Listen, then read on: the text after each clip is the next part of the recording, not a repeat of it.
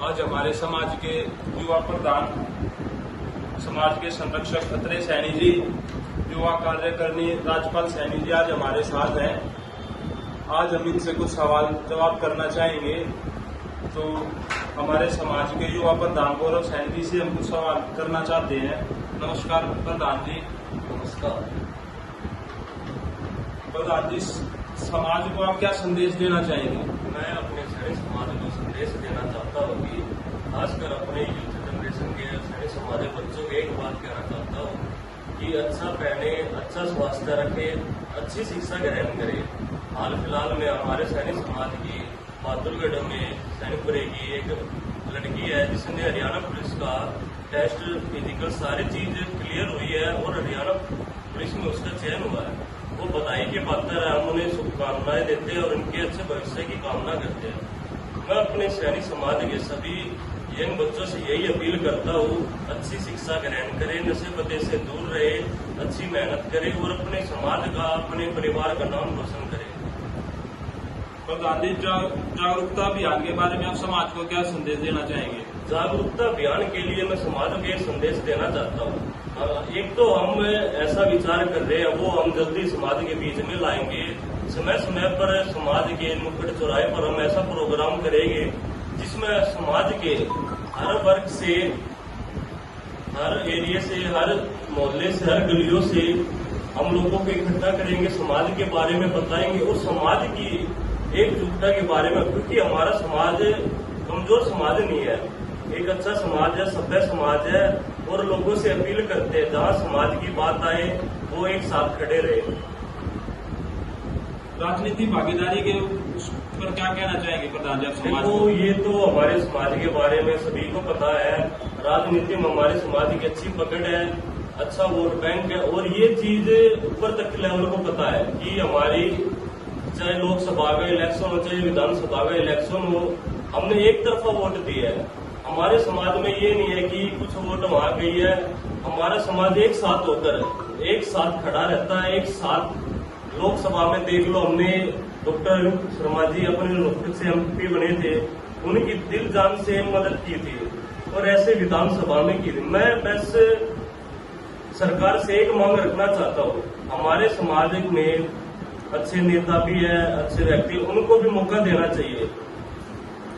और आखिरी सवाल प्रधान जी आपसे, आप आज समाज को कहाँ खड़ा देखते हैं? देखो, मैं अपनी पर्सनल राय दूं तो मैं समाज को, हमारा समाज कभी पिछड़ा समाज हुआ करता है, लेकिन अब हमारा समाज सक्षम समाज है, हर चीज में तरक्की कर रहा है, तो हमारा भी कुछ दायित्व और सरकार का भी कुछ दायित्व बनता है कि हमारे समाज सपोर्ट करे।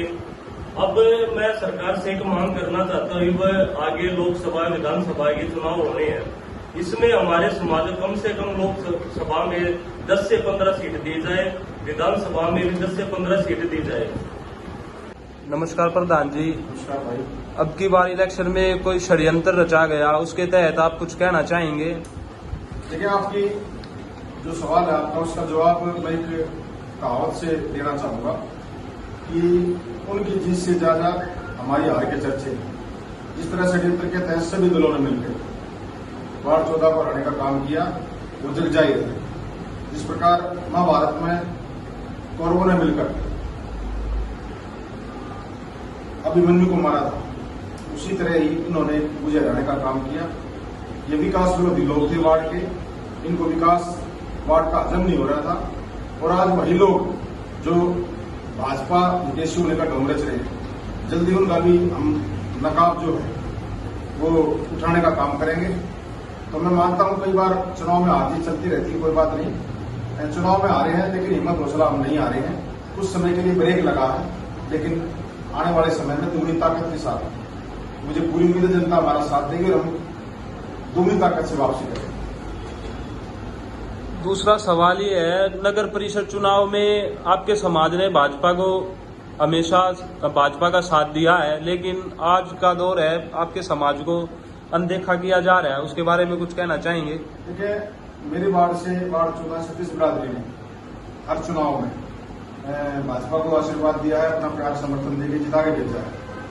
पिछला नगर परिषद चुनाव भी भाजपा को हमने जिताने का काम किया अपने वार्ड से, लेकिन कुछ लोग जो हैं जो दूसरे दलों से भाजपा में आए, वो आज भी जो इनलो के जो अपने उनके कार्यकर्ता उनको बढ़ावा दे रहे हैं, उनकी पीछे क्या मंशा है वो तो मैं नहीं जानता, लेकिन उसके बारे में जल्दी उसके बारे में भी हम उनको बेनकाम करने का काम करेंगे। क्योंकि जिन लोगों ने हमारे समाज की भी 36 बरादरी की वोट लेकर आज जिस तरह का वो ड्रामा कर रहे हैं, उस ड्रामे को जल्दी मैं आपके बीच में उजागर करने का काम करूंगा।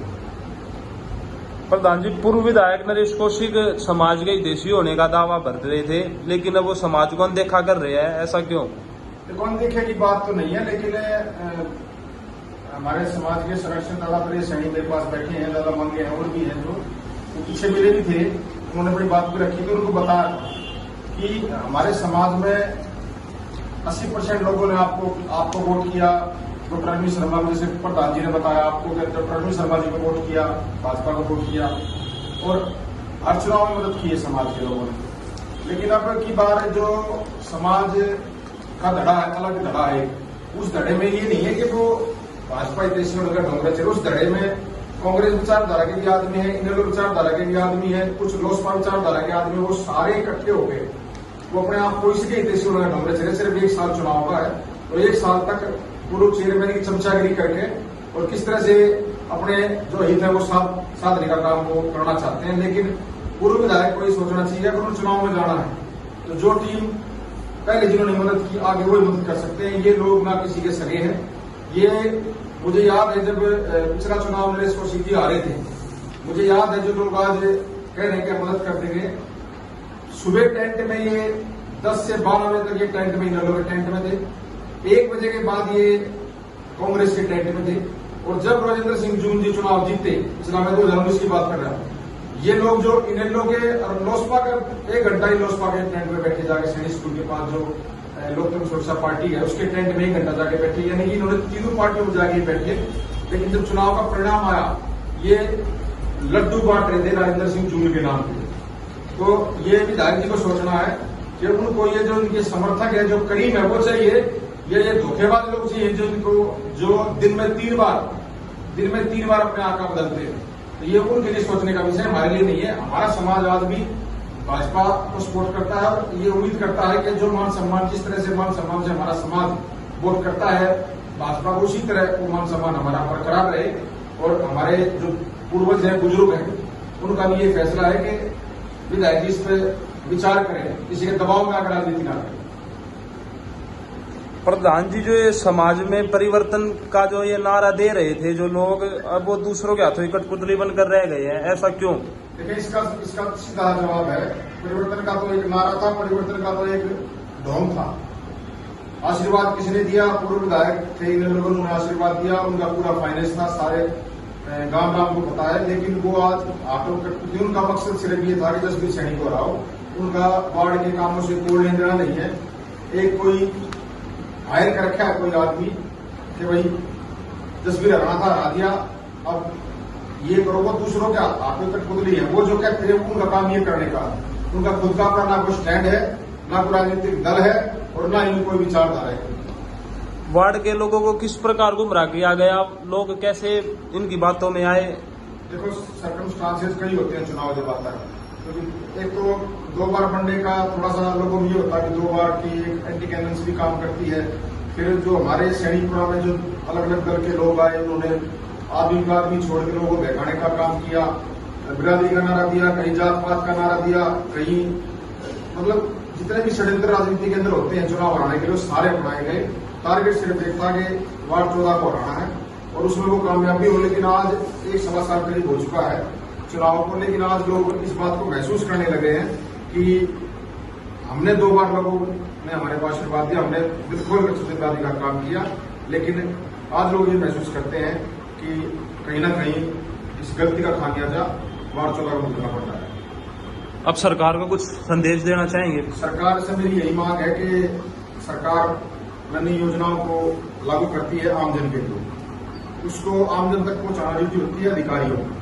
लेकिन अधिकारी बीच में जो कड़ी होते हैं वो लापरवाही करते हैं, जिसके कारण लोग परेशान होते हैं। आज किसी विभाग में आप चले जाएं, सरकार ने पोर्टल बनाए हैं, ऑनलाइन सुविधाएं लोगों को दी हैं, जिसके कारण लोग घर बैठे सुविधाओं का लाभ ले सकें। लेकिन उसमें खामियां हैं, कमियां हैं, उनको दूर किया जाए ताकि आने वाले समय में तीसरी बार निश्चित तौर पर सेंटर में भी और प्रदेश में भी हमारी सरकार बन सके। और ये आपके माध्यम से एक अंतिम अपील मैं करना चाहूंगा कि नए वोट कार्ड जिसने बनवाए हैं वो की प्रक्रिया शुरू हो चुकी है। जो 18 साल से ऊपर के या जिनकी वोट नहीं बनी या जिनकी गलत वोट बनी उनकी कटवाई, जिनकी मृत्यु हो चुकी है उनकी वोट कटवाएं। तो मेरी आपसे प्रार्थना है, इस लोकतंत्र की मजबूती के लिए हमारी वोट होनी जरूरी है। वार्ड 14 भी और पूरे बहादुरगढ़ शहर के लिए अपील करना चाहूंगा कि अपनी नई वोट जरूर बनवाएं। चाहे ऑनलाइन अप्लाई कर सकते हैं आप घर बैठे वोटर हेल्पलाइन के माध्यम से, या मैनुअल फॉर्म भी आप भरकर अपने वोट बनवा सकते हैं। और आपने मेरी बात सुनी, पूरे वार्ड 14 को आश्वस्त करता हूं कि वार्ड में अगर विकास कार्यों में मेरे अगर कहीं रुकावट आएगी या कहीं हमारी अनदेखी होगी, हमारे समाज की अनदेखी होगी, तो उसका विरोध खुलकर किया जाएगा। आपके माध्यम से कहना चाहता हूँ। एक आखिरी सवाल प्रधान जी, कुछ लोग जो समाज के है, वार्ड 14 के जो लोग हैं वो कुछ परेशानी महसूस कर रहे हैं, आप उनको कुछ कहना चाहेंगे? देखो, उनको ये कहना चाहता हूँ कि अगर इस बात को आप चुनाव में सोच लेते कि ये जो चुनाव में लोग जो खड़े थे वो किसके कहने से खड़े थे, किसने उनको फाइनेंस किया, किस तरह से उन्होंने जातिवाद का जहर या अवंडर रच के ये माहौल खराब किया, अगर उस समय थोड़ा सा अगर धैर्य रखे, अगर आदमी सोच के अपनी वोट करता तो शायद आज ये दिन देखना नहीं पड़ता। लेकिन फिर भी मैं कहना चाहता हूँ कि हम चुनाव हारने के बाद भी लगे हुए हैं लोगों के लिए। कोई ऐसा काम नहीं जो आज हम सरकार से नहीं करवा सकते। मैं यही आश्वासन देना चाहता हूँ। जो भी मूलभूत सुविधाएं वार्ड 14 के लिए पहले हम प्रयासरत थे, आज भी आगे प्रयासरत रहेंगे और सरकार से हम सभी काम जो मेरे वार्ड के हम करवाने का हम काम करेंगे। धन्यवाद प्रधान।